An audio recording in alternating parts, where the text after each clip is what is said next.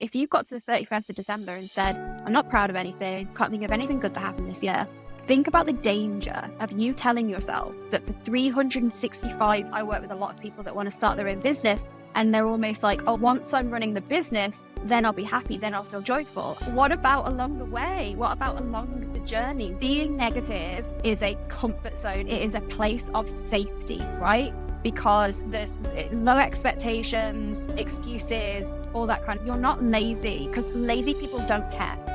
They literally don't care. It's basically self-sabotage. It's how we self-sabotage, and self-sabotage shows up in lots of different ways, whether it's procrastinating on a really big project, or you can read every business strategy in the world. You can listen to every book. If you don't have the right mindset, then you will spend the rest of your life telling people the messy action is standing on the bike and then putting one foot on and then putting another foot on, and before long, over and over, you're then riding a bike. Joy is the foundation, and to get more of it, you have to. Hi, I'm Ricky, co-founder and CEO of Flow Club, and welcome to the Almost Flowing podcast. Almost Flowing podcast is for anyone who wants more out of life, but is feeling a little stuck, a little overwhelmed, a little unsure about how to move forward. I talk to individuals from in and around the Flow Club community about how they get from here to there, how they get from feeling stuck to getting back on their feet and living a life in happy, productive flow. In each episode, I try to uncover their unique flow recipes, their habits, tips, insights, and lessons I've learned along the way to hopefully help you in your pursuit of a life in flow. In this episode of Almost Flowing, I'm joined by Meg Holloway, the founder of the Joy Project and a life coach who helps people rediscover joy as the foundation of their lives. Does that sound intriguing? What does it mean to incorporate joy as the basis in how we work, how we live, and how we create? What kind of transformations can we experience when we do that? If you've ever procrastinated because you're a perfectionist, listening to Meg talk about taking messy action, staying curious, will definitely change things for you. So let's dive in. Welcome, Meg. Kind of very interested in this concept of like talking to people in and around Flow Club about the idea of flow. I call it almost flowing because I feel like flow is like a very elusive concept. And I think if you like ask people about it, like they might not even remember a time where they feel like they're in flow. Most of us are just like struggling. It feels like you're finding it, kind of like experimenting, you're finding it. You have launched your business. It's been morphing and evolving, and you have helped so many people from your socials, but also from your coaching business and your events.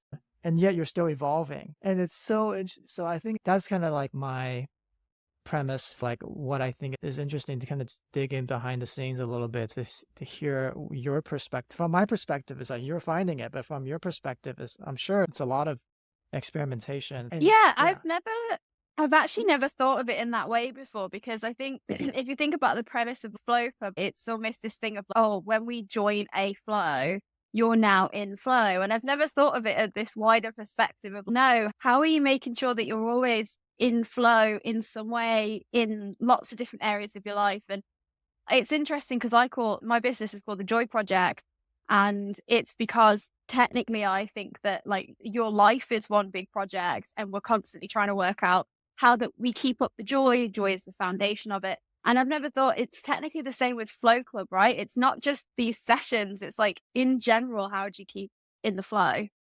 yeah, it's the same idea. And I want to dig into that too. Like, I think what you said there, like joy as a foundation, I don't quite understand it completely. I want to dig into that a little bit. Yeah, of course. Yeah, maybe we can start though and talk about with this idea that joy is the foundation, not the destination, right? Yep. Something you started talking about recently. Yeah. What is joy? What was joy as the destination?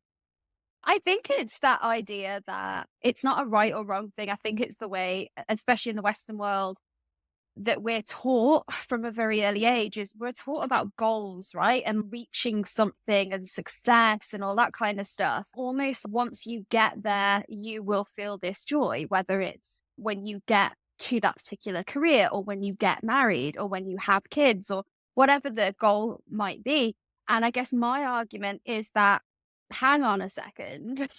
What about along the way? What about along the journey? Where is so for example, I work with a lot of people that want to start their own business and they're almost like, oh, once I'm running the business, then I'll be happy, then I'll feel joyful. And my argument is actually starting your business and setting it up and building it and being curious and exploring and making mistakes and all that kind of stuff.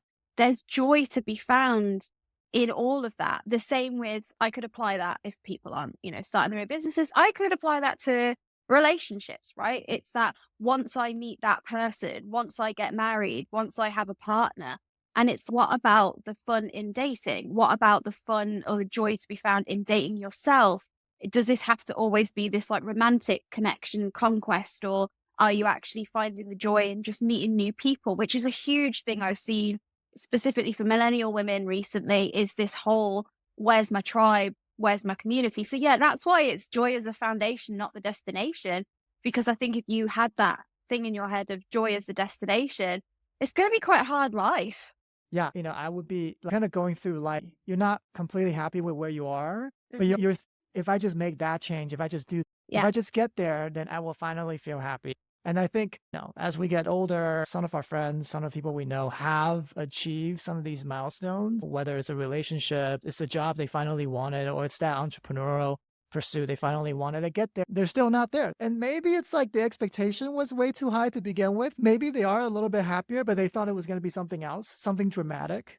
I think it's nothing ever beats our imagination. So I like to choose a word for the year. I have done for the last 4 or 5 years. I don't really set New Year's resolutions or anything. I will choose a word that I think will represent the year quite well, business and personally.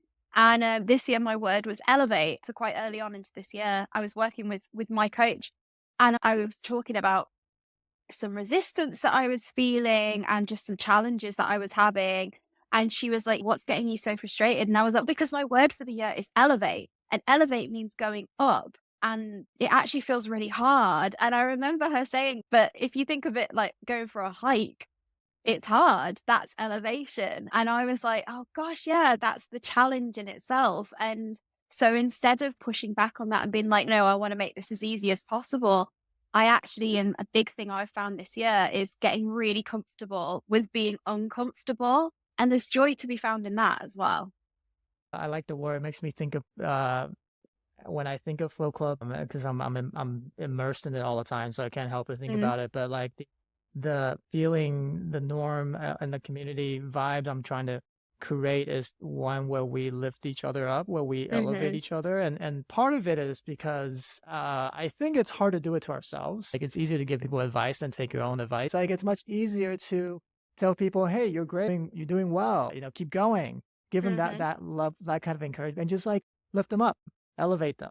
How you help people or how help yourself remind yourself that joy needs to be the foundation and not the destination. Because the way I think about joy, flow, like some of these concepts, and trying to remind myself of that on the minute to minute basis, I literally do it. Part of the Flow Club is like within this container of an hour, the world is kind of temporarily suspended and you are in this container and you're supposed to feel kind of in touch with the experience of doing the thing that I'm doing. And at the end, we break and we think about it. And the idea is kind of like, what did you do? Kind of just bring awareness to the present. And by doing that, you tend to, I think, see a little bit more like, oh, that was actually enjoyable, or that was frustrating, but it's okay, I tried. And like that presence of the moment helps emphasize the joyfulness that's just in the pursuit, in motion. So that's my perspective on how to do that. And one trick on how to do that. How do you do that for yourself? Remind yourself that joy is the foundation. Yeah, it's a really good question. And I think I would absolutely agree. There is something about being present and drawing attention to the present. I practice a lot of positive psychology. And one thing that I have to remind myself over and over again, because I'm in this every day, right? I'm in coach mode and mindset and psychology. It's something that I'm really passionate about. So I'm in it every day. So I have to remind myself that a lot of people that's not where they're at. And that also, from a physiological point of view of how we're actually made, how the brain works, we are built to have a negative bias because that's what protects us. That's the whole fight flight kind of thing. Threat detection. Yeah, absolutely. And I think one of the most powerful things that I ever learned that always stays with me is there's no saber-toothed tiger anymore. There's no poison berries, that kind of thing. But those threat levels that our ancestors really have to be worried about don't exist anymore. But we have to give ourselves a little bit of grace because our brains didn't evolve in a way to detect what's an imminent threat and what's more of just a bit of discomfort. So it is in those moments of, okay, if you think about flow club, when I'm like, I do it some mornings where I'm like, I've got to do a flow club today because I've got so much to do. It's the worst thing ever. And then I actually put all my tasks into the chat and I'm like, oh, it's actually not that bad. Why have I made such a big deal of this? So I think that's one thing of almost the joy in the fact that everything, and I think it's Maria Forleo, she's a famous American life coach. She always says like everything's figure outable. So sometimes we really do get in our own heads. And then when you either say it out loud, tell someone, write it down, you then realize actually it's really not that bad. And then the other thing for me is trying to bring myself back to joy is, interestingly, I've been doing like a little free thing with my community at the moment. I've been doing like a joy advent on a WhatsApp group. There's like 250 people in it. And every day I'm just setting them a task, just really, really small task. And one of the tasks that I did at the start of this week or last week was basically saying, just think of one thing from this year that you're proud of, that you achieved. And you could either keep it to yourself, or if you want to share it in the chat, that's fine. And the amount of people that were like, that's really stumped me. I literally can't think of one thing. And as somebody who's in this every day, I was like, oh, come on. We forget that, let's say you've had, okay, so personally, a couple of months ago, I went through a breakup. I know me 5 years ago would have been like, that's 2024 written off. That's it then. Big breakup. That was it. 2024 was shit. If you ask me about 2024, that's the first thing that I'm going to remember, because our brain does go straight to the negative experiences. So yeah, for me, one of the things that I am always trying to remind myself to do, if you got to the 31st of December and said, I'm not proud of anything, can't think of anything good that happened this year, think about the danger of you telling yourself that for 365 days, the last 365 days, not one positive thing happened. That is so dangerous to your mindset and going into the next year. And to what you said earlier about high expectations, high standards, it's like, what are you requesting from yourself? That one thing, such as a breakup or, I don't know, losing your job or something, it's actually only one thing. Your relationships, careers, friends, they're all spinning plates. And what we basically say to ourselves when one bad thing happens is that, okay, one plate fell down, one plate smashed. And we then behave every plate smashed. And it's just not the case. So I guess the thing for me, the joy part, and something that I do say to people, and I've had to really practice what I preach over the last couple of months, is that joy is in the foundation, as in, even when shit hits the fan, even when life gets hard, okay, look at the other areas of your life. So I went through a breakup. Yeah, but my family stepped up. My friends stepped up. I got into my hobbies. I've got my business. Those plates are still spinning and there's joy to be found in those plates. It doesn't mean it's the end of the world. I think that's a hard lesson. It's a hard thing to help people become more aware of the danger. But if you've experienced it, like, I think the danger, kind of jumping on what you're saying, is once one plate drops and it breaks, and I mean, you see this in sports, you see this in like whatever. If you start bringing yourself down, you're going to drop all the other plates too. Like, Yeah. There is a spiral that unravels, which I think makes the word foundation mean even more, because if you don't have enough of a foundation, and I think about this in terms, there are days when, and I tend to do a workout in the morning, but there are days when I don't do a workout in the morning. The workout is kind of like the foundation. Tell myself that the feed my body plate, I'm spinning it. And not everything is broken. And so the foundation helps me make it less likely that I will spiral downwards Mm-hmm. out of control and I will drop all the spinning plates. And that's the danger. That's the danger of when you start thinking that way. And you see it in Flow Club as well, right? If you think some of the best Flow Club hosts I've been in sessions with, I like to think I do this as a host, but I've definitely seen other hosts do it, where they get to the end of the session and you sometimes do have that one person where you're checking in and they're like, didn't do what I wanted to do, haven't ticked anything off my list. They've just made it out as if they've just wasted all that time, right? That is a really negative mindset. That's a lack mindset.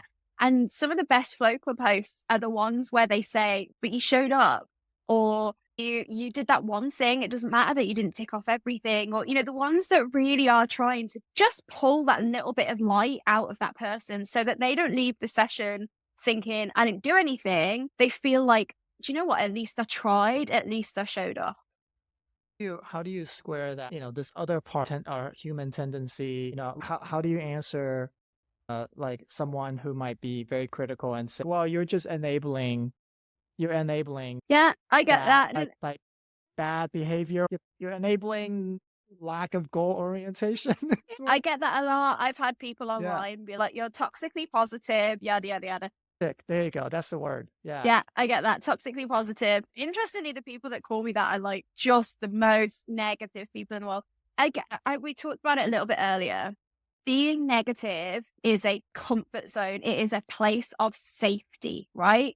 Because there's low expectations, excuses, all that kind of thing can come from it. So I think, okay, let's say I was finishing up a session and I said to somebody like, but at least you showed up, and they were like, you're just enabling my laziness or whatever it is. That's a really interesting one about laziness, actually. I think I saw this on a TikTok and I was like, wow, I'm never going to forget that. This girl basically said, you're not lazy, because lazy people don't care. They literally don't care. So a lazy person would have got to the end of a Flow Club session and be like, guys, I've done absolutely nothing and I just, whatever, don't care. Or they've already left the session. They wouldn't even be there to begin with. They wouldn't even put themselves in the situation where they have to tell you. Yeah. So I think for me, it's almost, if somebody came at me and was just like, oh, you're just enabling my laziness, I would say if that's how that feels to you, that's absolutely fine. That is your prerogative, but that's how you're taking it. What I am saying to you is that I really value the fact that you showed up for yourself. I see that as a quality, not how much you got done. Because either way, it doesn't bother me. I'm probably never going to meet you. So yeah, it's that people talk about toxic positivity, and toxic positivity is more when you are trying to, I don't know, make out that something's good from something absolutely horrendous. If you get to the end of a flow and you're like, I really didn't get done as much as I wanted, and then you've got another human being sitting in front of you saying, yeah, but do you know what? You showed up. Well done. I don't know if that's toxic positivity. I think if anybody gets offended by stuff like that, it's more your own projection of, I wish I could feel like that about myself, I would say. Yeah, I think that's a better kind of interpretation of these types of comments, because it stems from a place of fear, insecurity, of like actually not willing to lean in to give yourself that hug, and you are yelling at other people for giving other people hugs. And and I mean, I sometimes feel that way myself, like as a goal-oriented person. I don't deserve this encouragement, right? But when I'm there, like I may not, if you were my host and you tell me it's at least you showed up, I probably wouldn't receive that all the time. Some days I will, some days I won't. But when you tell other people in the session, hey, at least you showed up, I would agree with you. Yeah. Oh, yeah. She did. And because then I'm like, I just contradicted myself. Why can't I give myself it's so easy to give others? It's basically self-sabotage. It's how we self-sabotage. And self-sabotage shows up in lots of different ways, whether it's procrastinating on a really big project, or being really late for a really important meeting, or joining a flow club and then not doing anything. We self-sabotage, and it's like this civil war is going on inside. It links back to, I did a workshop on this recently. It links back to when we self-sabotage, it means we're out of integrity. Let's say a morning routine, right? Most people want to have some kind of like healthy morning routine. If I was in integrity, I'd be like, all right, I value balance, I value calms, I value like so I'm gonna set that alarm for 7 a.m. I'm gonna get up at that time. I'm not gonna look at my phone for the first hour. I'm gonna eat a healthy breakfast. I'm gonna journal or write down some to-do lists or something. And I'm acting in integrity because my actions align with my values. If I was acting out of integrity and self-sabotaging, it's not that I don't value calm. It's not that I don't value being healthy or anything like that. But it's actually, I'm just going to snooze my alarm and I'm just going to scroll on Instagram for the first half an hour in bed. And then I'm just going to grab a waffle instead of the healthy breakfast that I was going to have. Then it's out of integrity is you have your values, but the actions that you have taken are not in line with your values. And that's self-sabotage, basically. It's like a Dr. Jekyll and Mr. Hyde thing. You're constantly arguing against yourself. Whereas Dr. Jekyll is, let's do the healthy thing. Let's do the long-term goal thing. Like, let's look after ourselves. Mr. Hyde is like, yeah, but what if you miss those, I don't know, Instagram notifications? But we deserve a treat today. We deserve waffles, or we should just lie in that bit longer. Who cares? Thing. That's what we come up against. So to your point with the flow club of, if I say to you, yeah, but Ricky, you showed up. Like, that's amazing. And you feel that resistance inside. That's your Mr. Hyde kind of going, yeah, but a bit rubbish though, wasn't it? Because technically you're supposed to do all those tasks. Like, it's that inner critic. So yeah, that's how I like to think of it. In integrity, out of integrity. Oh, I like this concept of, in and out of integrity. In those moments, once you become aware, and it's similar to you were saying before, if you're just aware of the costs, the danger of you doing that to yourself, or like you understand it as being in and out of integrity, you're not acting according to your values. How do you recognize it faster? We always want to recognize it faster. And then how do you get out of it faster? Like, do you have any suggestions on little things that we can do? Get up and shake it off a little bit, even. Yeah, I'm sure actually that might work. Yeah, totally. Yeah, no, absolutely.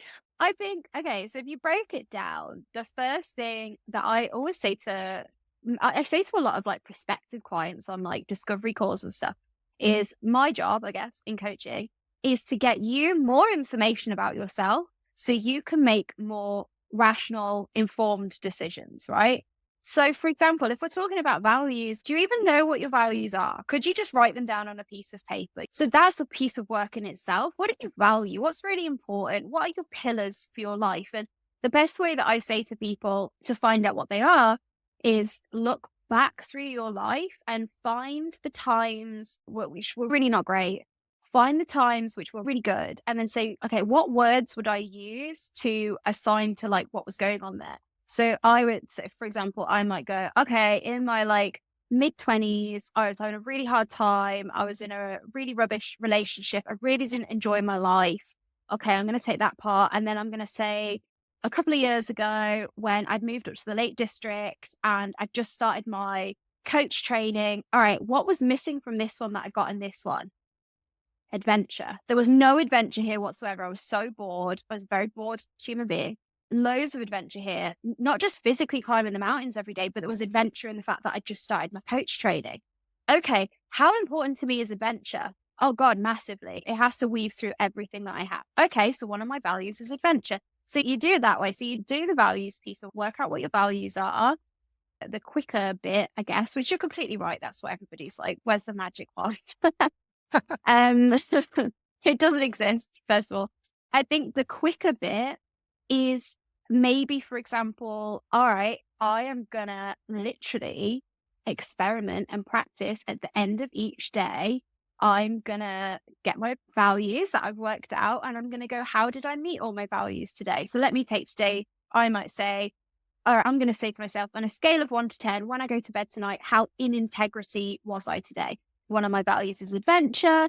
All right, I took the dog for a pretty cool walk today. But I also had a call with my coach where we talked about some stuff that's quite exciting. All right, I hit adventure. Independence, that's another value of mine. Yeah, I was really in independence today. I was working on my business. Creativity, not really, a little bit of the admin, but I did a really cool podcast today where I got to talk about stuff. Okay, that's not too bad. So I might get to the end of the day and then go, all right, I was in integrity 8 out of 10 today, whatever. So the speed comes from the willingness to commit and practice it. And then over time, like anything, it's like riding a bike kind of thing. But there is that lots of people will say, oh, but I'm really aware of stuff. I've got so much self-awareness. We say a lot of people are intellectualized, right? So they read every single book, they listen to all the podcasts. I have clients that intellectualize so bad. They know more about mindset than I do, but they haven't put it into practice yet. That's the work. You can learn all the stuff in the world. Somebody could be listening to this podcast right now and be like, oh, okay, that's how I work out my values. Are you going to get off this podcast and get a piece of paper and actually work out what they are? Because that's doing the work. So that's how you get quicker. Do the exercises, do the practices. Yeah, you point out like a very interesting distinction because you used the word self-awareness and then you followed up with intellectualize. Maybe they're different. And like being aware of a mindset that you might have or being aware of these concepts, it's easier to learn than to practice different things. And so what you're saying is, and this kind of maybe goes back to like the stuff you used to talk about, like taking messy action and just kind of doing, right? And we believe in that too. It's just like, even if it's half form, like you don't really know what you're doing, but through the act of doing, you actually learn something different. You learn something truer about all the things that you may be intellectualizing or you may be very aware of, but you're not being aware of maybe the right things. Or there's definitely a distinction. And there's something in that about your confidence as well. So a lot of people come to me and say, like, how do I build my confidence? And it is in the messy action. The self-awareness is looking at the bike and thinking, I don't know how to read a bike. That's our self-awareness. I am making myself aware that I don't know how to read that bike. The intellectualizing is then getting every scrap of information in the entire world that you can find out about how a bike works. The messy action is standing on the bike and then putting one foot on and then putting another foot on. And before long, over and over, you're then riding a bike. But let's say, for example, that you've got loads of self-awareness and you've been intellectualized setting boundaries with your boss. Let's use that as an example, right? And then people go, but I don't get it. Why can't I do it? There is no file in your brain that it can reach and get with the evidence that you have set a boundary before. So just knowing these things doesn't mean that you're going to confidently just get on with them. The problem we have is that somebody is seeing it as this massive thing, such as set a boundary with your boss. And part of my job is like, all right, that's step 10. What's step 1? Step 1 is, have you even verbalized or written down what you want the boundary to be? Or can you practice with a friend? Or do you even understand what boundaries are in general? That kind of thing. We just go big. We go so big and we have to bring it in a bit. And even that, I feel like people, myself including, like engage to different extents because step 10 might be, hey, like actually telling your boss that here's my boundary, please allow me to have this space, whatever. When next time you do that, don't do that. That's step 10. But step 1, writing it down, and then step 2, rehearsing with a friend. And I see this in people. I don't know about setting boundaries, but people definitely do this when it comes finding another career, something that may be more fulfilling. They do a lot of step 1, 2, 3. They do a lot like, oh, let me click around and see like what's interesting. Oh, let me take a course and maybe like develop these skills. These are kind of step 1s, 2s. They're great steps to take, but sometimes they stay there. They just stay there. And I mean, maybe it's because they don't know exactly what they want, and that's part of the discovery process. 100%. No, I completely agree. There's definitely an impulsiveness of, oh, I'm just going to do that course, I'm going to go do that thing or whatever. But a big thing that I teach, my group program, Take Messy Action, is literally about the fact that it's my belief that you can read, say you want to go self-employed, right? You want to start your own business. You can read every business strategy in the world. You can listen to every pod, like yada, yada, yada. If you don't have the right mindset, then you will spend the rest of your life telling people you're going to start this business and never actually starting it. And to your point of they do 1, 2, 3, and then, I don't know, you bump into them in a cafe one day and you're like, oh my gosh, how's that business going? And they're like, oh no, I'm not doing that anymore. Oh no, I'm doing something new. we get such a dopamine rush from starting things. And then let's say that step 3 is actually I have to start getting clients maybe, or whatever it is, because you haven't worked on your limit and beliefs, because you still self-sabotage about being successful and stuff, and let's say at step 3, and you never get any further. And I know you said it's step 1, 2, 3, going on a course, what are the other stuff that people do? Designing a logo, creating a website, making things if it's a product thing. I had a friend that was like, yeah, I'm going to start a candle business. So she just bought everything that you need to make candles, made like 100 candles, and then left them on a shelf and never touched them ever again, because she hadn't looked into the why do I want to start a candle business? What makes me different from other people? Why is it so important to me? How does it fit in with my lifestyle? You could argue making those candles that weekend, she got a glimpse into the fact that it's really hard work and takes up your weekend. But yeah, we throw ourselves into things and then it gets hard and we go, oh, I'm just going to go back to my comfort zone. That'd be easier. Yes, maybe you had to do that and you're constantly evolving your business. I remember, I think like, and when you got, I don't know, I mean, you have so many clients now, but like go back to that like first client, like you have this concept for the business that you want to create. I don't know what sequence it happened. Like did the client happen first, or did the definition of what you're creating happen first? Was there, what, I guess like, instead of like, oh, this is too hard, you had another response. You're like, oh, this is cool. This is interesting. Because now you have like tons and tons of clients and all these other aspects of the business. But yeah, like what was the difference between the candle person and what you experienced, which was like more, this is cool? Yeah, it's such a good question. I think, do you know what? The word flow does actually come up in my head when I think about that. I think it was because it really, that value piece of work, I had to do that. I did that in my coach training, was like, if you're going to help clients with their values, you need to know what the hell your own. Any different way that I've took the business has just been so aligned with those values. And I think this is where being employed can really trip people up, because you could potentially find a job that is really aligned to your values, but at some point you're not in control of all of this, right? You have a boss, there's a company you work for, they have their objectives, So I think I have really realized over the last couple of years that I have a personality that does need to be self-employed, because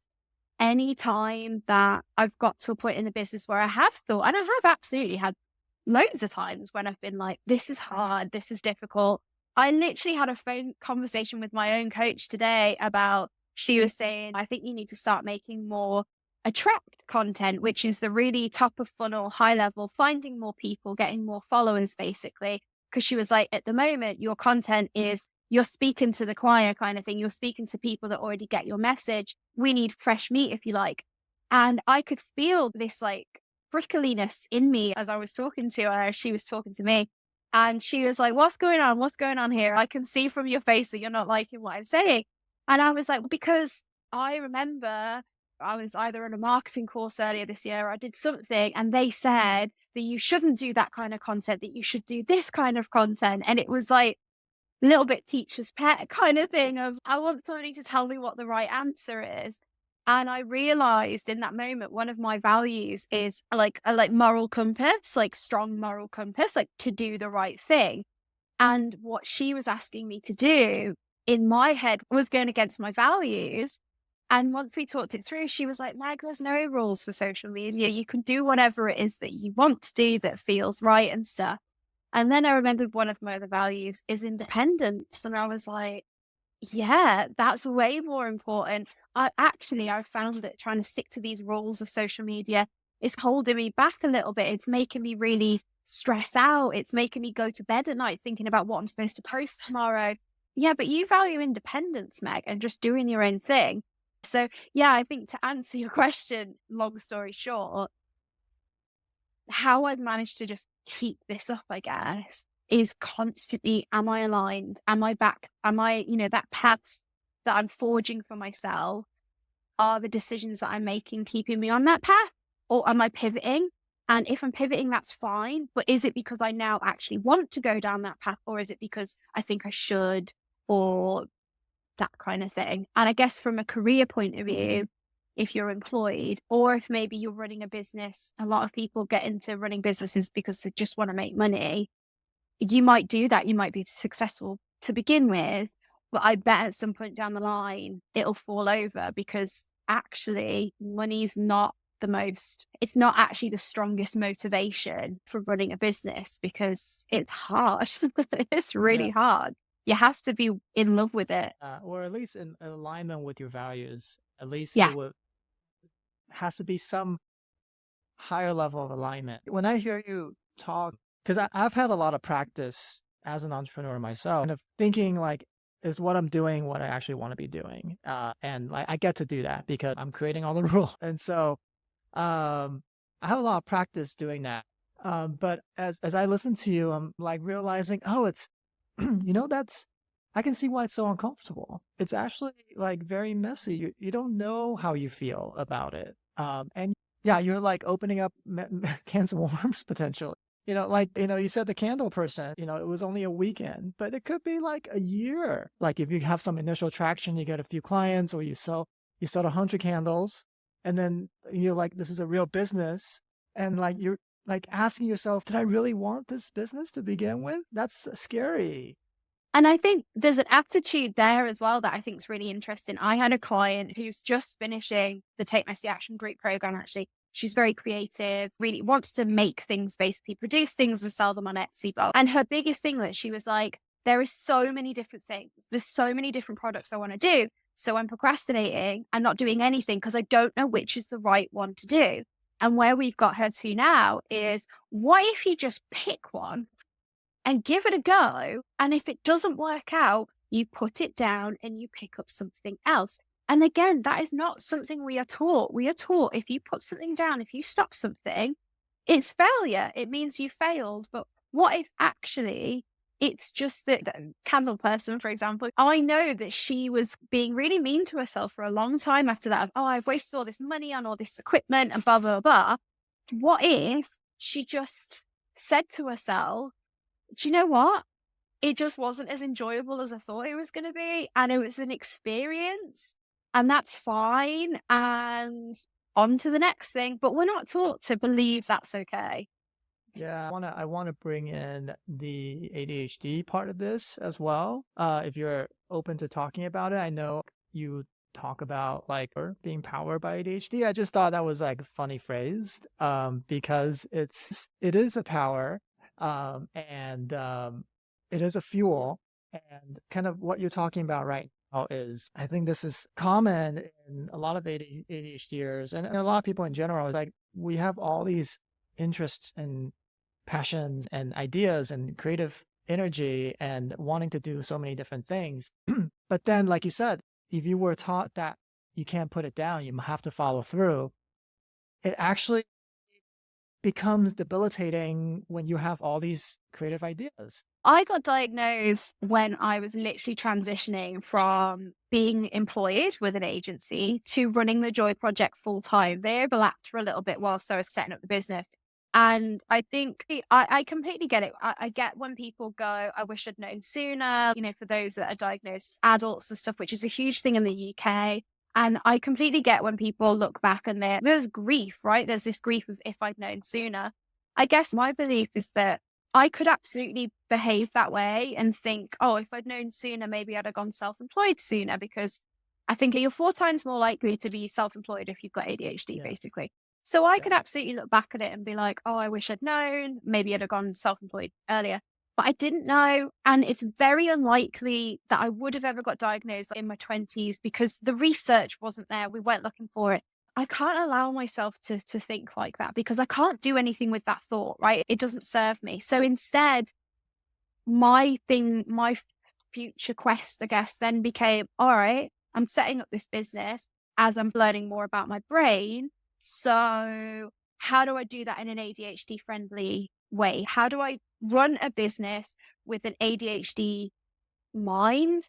And anytime that I ever found myself thinking, oh, I think I'm supposed to do stuff that way, or I should be doing things that way from a business point of view, from being an entrepreneur or what have you, I would then question myself and be like, am I just thinking that because that's how a neurotypical brain does things and actually what's the right way for me, I guess. Yeah, that's a very useful lens to just always kind of apply, or the thoughts that you have, not even decisions, before the decisions, the thoughts that you have.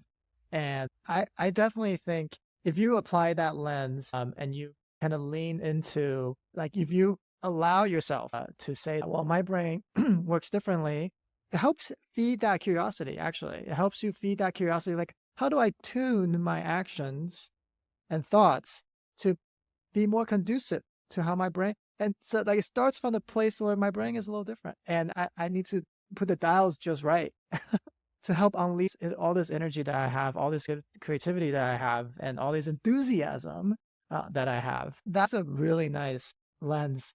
Is that easy to do? What are some of the things that might trip you up in that process? Yeah, no, I think definitely I'm not one of these people that's ADHD is like the best thing ever. I think even neurotypicals have problems. So our kind of brains are going to have problems. The challenges that I've had now that I know that's how my brain works is I'm aware that you have things like RSD, like rejection sensitivity dysphoria. I'm very aware that if I share something with a client, I observe something and then say something like, is that helpful? Does that resonate? And maybe they'll be like, maybe, I don't know. I know that might impact me a little bit stronger than maybe a neurotypical. So I have to check in with myself and be like, it's not the end of the world. I like launched my website this year and got my brand where I wanted it to be. And the lady that I worked with on my brand said, look, you could do with getting some Google reviews. And I was like, do you know what? I'm rubbish at asking for testimonials. Okay. Put this email together with my amazing virtual assistant, Lolly. And I was like, we're going to send it out to, I think there was maybe 20 to 25 past one-to-one clients, group program clients, stuff like that. I thought, I'm just going to send it to them and see if they'll get, I'm sure I'll get a couple. And I got nothing. I literally not one person wrote me a review. And I was like, oh my God, I must be the worst coach in the world. This is horrendous. And then the funny part of it is I worked it back and I realized that I actually sent that email out on Black Friday amongst 30, 40 other emails that people would have got into their inbox that day. Yeah, I sent it out again and literally said to my clients, look, guys, was feeling a little rejected. Nobody gave me any reviews, but I have just realized that I sent this email to you on Black Friday. RSD is scary. There is a story that you can start to tell yourself. And I think the most important word in that acronym is dysphoria. Like, it's not real. So yeah, RSD, sense of judgment, sense of justice. ADHD is going to have really high standards, high expectations of ourselves, of others. That can catch me out sometimes. But it's all in the way you manage it. It's the way you handle it. If you can get yourself to a frame of mind where this is my mind, I'm in charge, not the other way around, it's going to catch you out now and again. But there is power to be had in remembering that this is your brain. And a thing I love that not everybody agrees with, but I'm not ADHD. That's not everything about me, right? As I saw an amazing doctor describe on a podcast once, it's just a different category of mind. Yeah, I love what you did. I love what you did. They're really inspiring to me. They're like, because you can imagine just, the RSD just spiraling out of control and then you retreating, and you can retreat all the way to, maybe I shouldn't be coaching. If you just 100%. Oh, my mind could have gone there. If I wanted it to, I could have literally been on the phone to my mom. I think I picked the wrong career. Not one of these people wanted to review me. I've got clients that have got ADHD. Part of my coaching is ADHD coaching. I've got 3 of them that have messaged me on Instagram or WhatsApp or whatever and been like, Meg, I'm going to do it. I'm so sorry. Can you give me a nudge? So yeah, it's the story that you tell yourself. I'm like, am I really going to allow myself to believe that not one of these people wants to leave me a review because I was actually horrendous? Or is there probably so many other reasons why they simply haven't got round to it yet? And it's projection as well, which is ADHD. We do a lot. Turn it on me. Meg, are you somebody who reviews straight away? No, I've been asked loads of times to do reviews for my coaches or, I don't know, that hotel that I've stayed at. And we're just not great with stuff like that. Yeah, it was funny when the penny dropped and I was like, yeah, you literally sent an email out on the worst day you could possibly have tried to get somebody's attention. Yeah, the email if you're sensitive to rejection, which I am as well, like the email is the one of the worst ways to do it because everyone's emails extremely messy. And the feedback loop is so long, and that's why people send multiple follow-ups and stuff. So we don't think about it like that. We tell ourselves the stories that end up hurting us. Yeah, that's so cool. I think maybe we can talk about what's up next for you as your business has evolved. The wrapping up Elevate this year. What's going to be next? I have pretty much landed on it now. I think the word it makes me feel uncomfortable just saying it out loud. So my word for 2025 is surrender. I've done a lot of leveling up this year, and I realized that was great, but I was trying to have so much in my control, and definitely going through like a breakup and a few other things. I've realized it's reminded me that stuff isn't always in your control. So yeah, the word surrender is very much about just being open to trusting my gut, open to trusting my intuition, just seeing what comes my way, being okay with trying stuff and it not working out. But yeah, in terms of the business, a big thing that I am moving towards is working with not only for now, but working with more people who either want to start their own business or maybe they're already in it and it's not quite going the way that they want to. I think just because of my own experience of setting up the Joy Project and stuff, they do seem to be the clients that I can help the most. And through setting up my own business, I have realized how interested I actually am in business. So I am by no means saying that I'm becoming a business coach, but the way I'm thinking of it at the moment is that I'm actually moving more towards being a life coach for business owners, because it's not just about the business, right? It's about how does your business fit into your life and the kind of life that you want to have. So that's what I'm moving toward. I want to work with more corporates. I want to do more like face-to-face workshops. I love doing stuff like that. So yeah, we'll see. But surrender, just being really open and seeing what happens. I think that's a great word. It's a great approach. It just sets you up for more and more discovery, things that you don't see coming at all because you previously weren't open to it or you weren't looking maybe. And yeah, it sounds awesome. And as you were talking, I was thinking, yeah, like starting a business is it's just a form of creation. It's a creative outlet. It's a way of expression. It's a way of putting yourself out in the world. And because you think you have something you can offer and you get to put it out there. Yeah, I usually say to clients, prospective clients, stuff like that, I'm only a couple of steps ahead of you. Yeah, I was listening to Esther Perel talk to Trevor Noah. She was saying about relationships, about dating, and she was saying like, oh, the definition of people talk about perfect dates. The perfect date is the date that makes you want to go on another date. It's the idea that like after you talk to someone, you're like, I want to keep talking to you. Let's like see each other again. It doesn't matter who it is, where it is, like what the setting, what you guys did. And when you were talking about taking messy action, when you're talking about like curiosity, and I was just like being so goal oriented and I want everything to be perfect. But then if you just like redefine it. I get it though. It's so true. Yeah. I can't remember there's a book or something where a guy says that if you're trying to find the business that if you want to run a business, if you want to start your own business, it has to be something that you would happily do 100 times over. So would I happily run 100 retreats? Would I happily run 100 workshops? That kind of thing. So I know I probably, if you said to me, would you happily make 100 digital products like PDFs or something? I would probably be like, I'd probably get a bit bored after 5.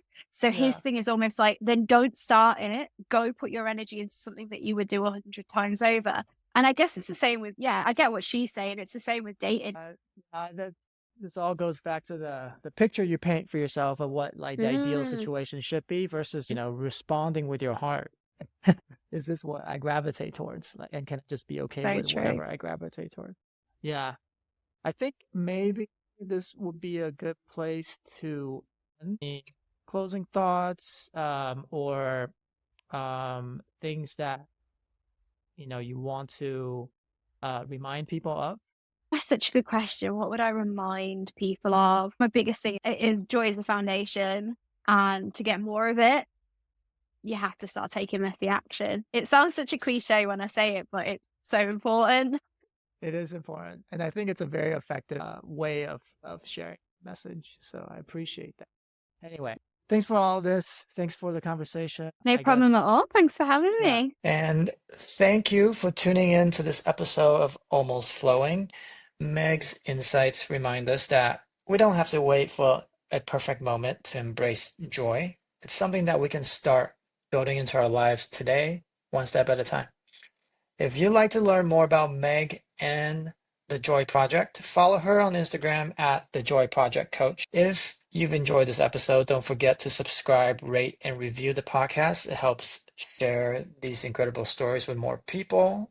And until next time, like Meg said, take messy action and stay curious.